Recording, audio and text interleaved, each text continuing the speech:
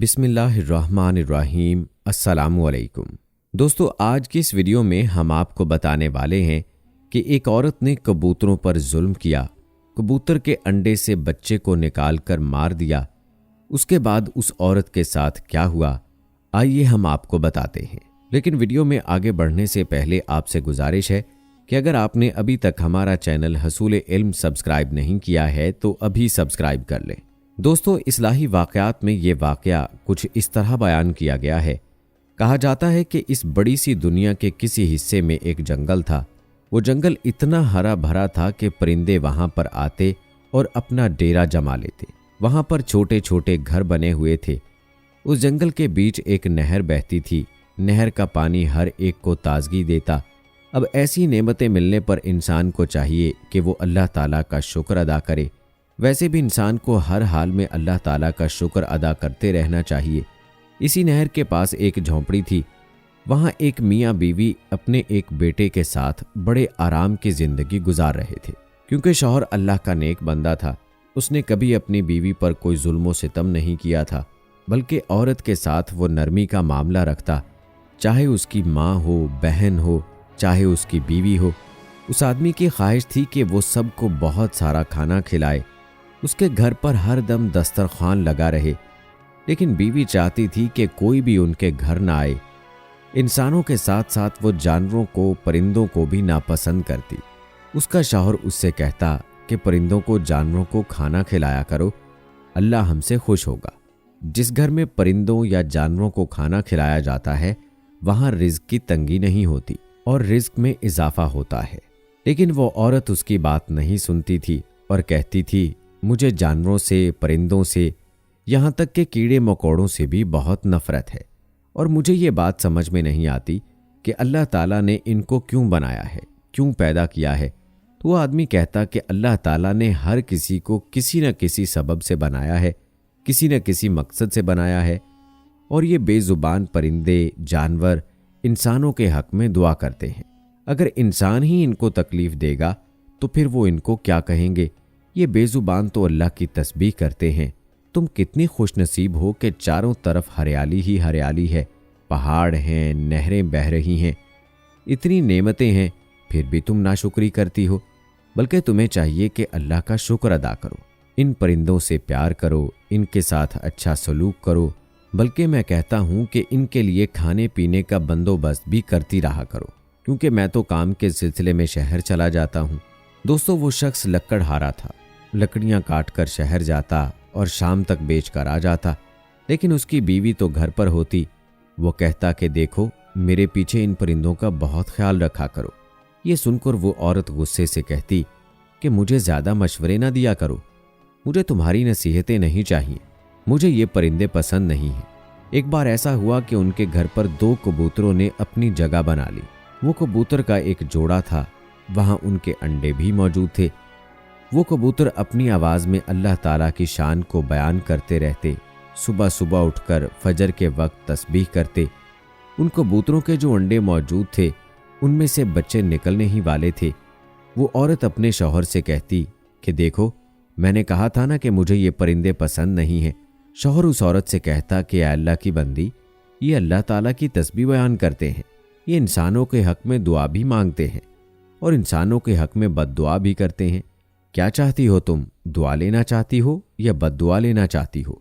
तो वो औरत उसकी बात नहीं सुनती है और कहती है, मुझे ये कबूतर यहाँ नहीं चाहिए, वरना याद रखना तुम्हारी गैर मौजूदगी में मैं बहुत बुरा कर दूंगी इनके साथ।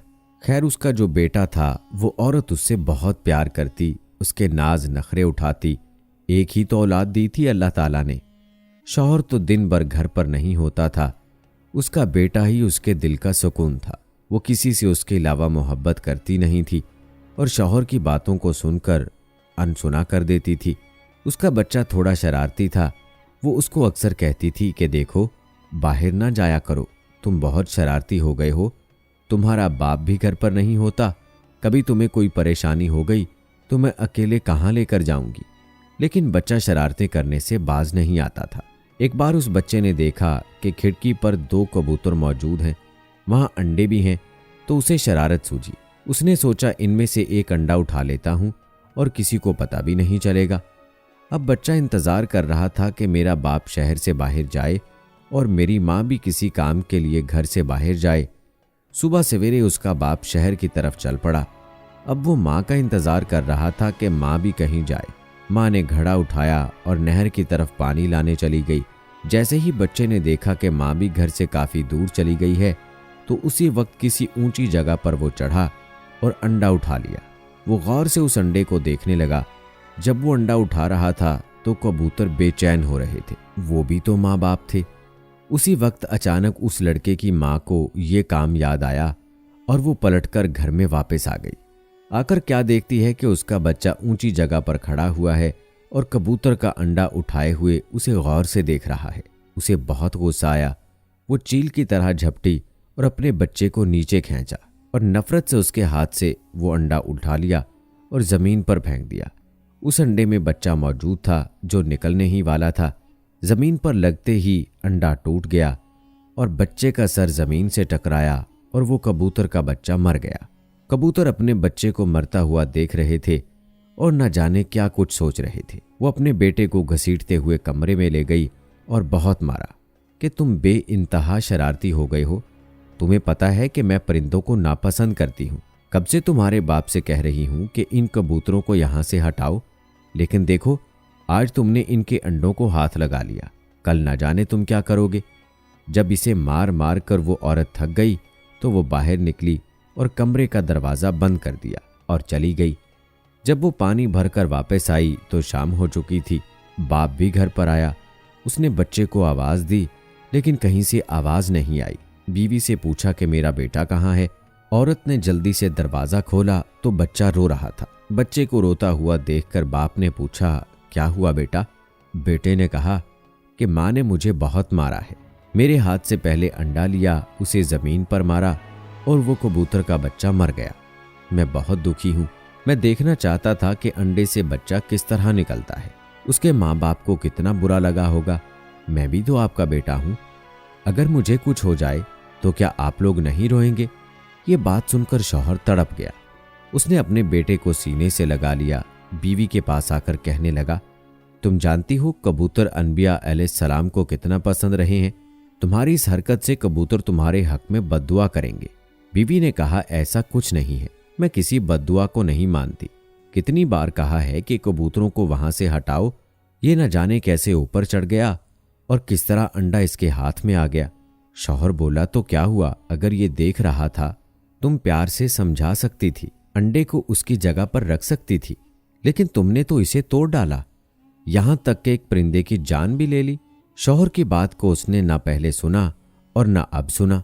शौहर बस दुआ करने लगा कि या अल्लाह, इस औरत को अकल दे। इसने जो आज किया है इसकी सजा तो हमें इस तरह मत देना कि जिससे हम तेरी आजमाइश पर पूरा ना उतर सके। लेकिन दुआ की कबूलियत का वक्त नहीं था। इत्तफाक से 3-4 दिन के लिए उसे शहर से बाहर जाना पड़ा। लेकिन उसके जाते ही उस औरत पर आफत टूट पड़ी। उसका बच्चा इतना बीमार हो गया कि उठ नहीं सका। एक दिन उसके जिस्म पर सुर्ख दाने निकलना शुरू हो गए। अब माँ की जान निकले जा रही थी। ये क्या हो रहा है? अचानक ही आफत क्यों आई? वो धाड़े मार मार कर रोती रही। हकीम वगैरह को दिखाया लेकिन कुछ फायदा ना हुआ। यहाँ तक कि सबने जवाब दे दिया कि तुम्हारा बच्चा अब नहीं बच सकेगा।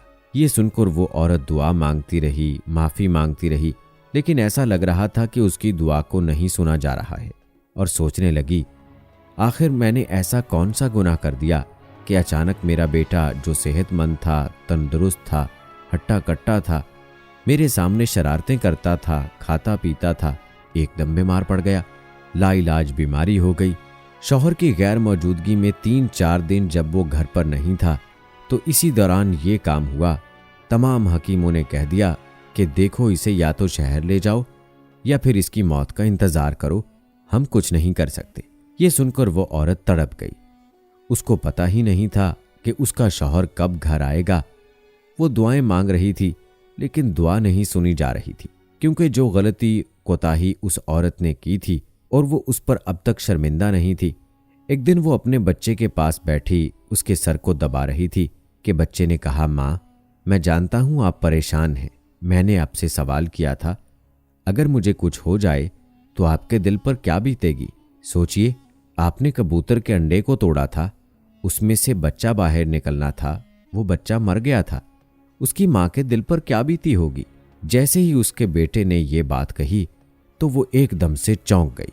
अपने बेटे की बात पर एकदम उसकी नज़र कबूतर के जोड़े पर गई। ऐसा लग रहा था कि वो अफसोस से उस औरत को देख रहे हैं जो एक माँ है। वो औरत वहां आई और माफ़ी मांगने लगी कि मुझे माफ़ कर दो। अगर तुम मुझे सुन रहे हो तो देखो, मेरे हक में अल्लाह ताला के हुजूर तुम दुआ कर दो।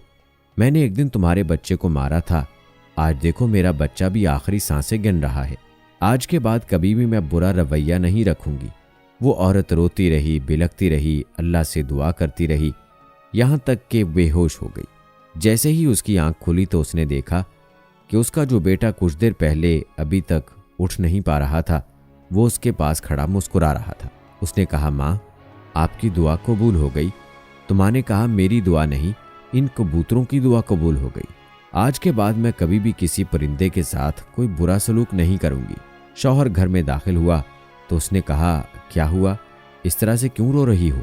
उसने अपने शौहर को सारी बात बता दी कि किस तरह उसने ये 4 दिन अजियत में गुजारे और इन 4 दिनों में अंदाजा हो गया कि जो कुछ भी वो कर रही थी वो पलटकर उसकी औलाद पर आ गया।